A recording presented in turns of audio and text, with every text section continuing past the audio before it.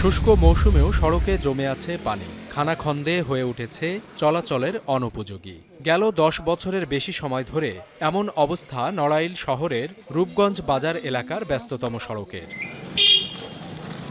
শুধু রূপগঞ্জ ভওয়ালি সড়কই নয়, এমন করুণ অবস্থা নড়াইল পৌরসভার ৭৫ ভাগ সড়কের। ঝুঁকি নিয়ে চলছে van, easy bike, motorcycle, truck সহ ছোট বড় বিভিন্ন যানবাহন। অভিযোগ, বছরের পর বছর সড়ক সংস্কারে নেই কোনো পদক্ষেপ।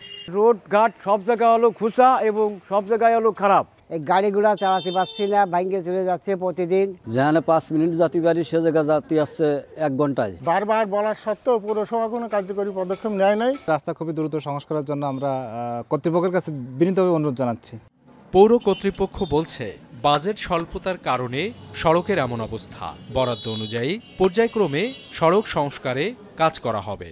এগুলো সংস্কার বলি কিংবা মেরামত করার জন্য আসলে অনেক বড় একটা বাজেটের প্রয়োজন, যেটা সামর্থ্য নড়াইল পৌরসভার নাই। ছোট ছোটভাবে প্রজেক্ট নিয়ে রাস্তাঘাট উন্নয়ন সহ ড্রেনেজ সিস্টেমগুলো উন্নত করার চেষ্টা করছি। আশা করছি আমরা সবাই মিলে সবার সহযোগিতায় এবং আন্তরিকতায় আমরা এটা করতে সক্ষম হব।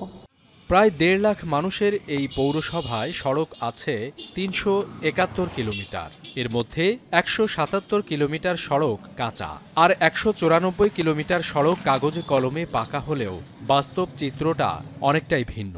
শুধু আশ্বাস নয়, দুর্ভোগের এ সড়ক সংস্কারের মাধ্যমে চলাচলের উপযোগী করে গড়ে তোলবার দাবি স্থানীয়দের। এখন নড়াইল।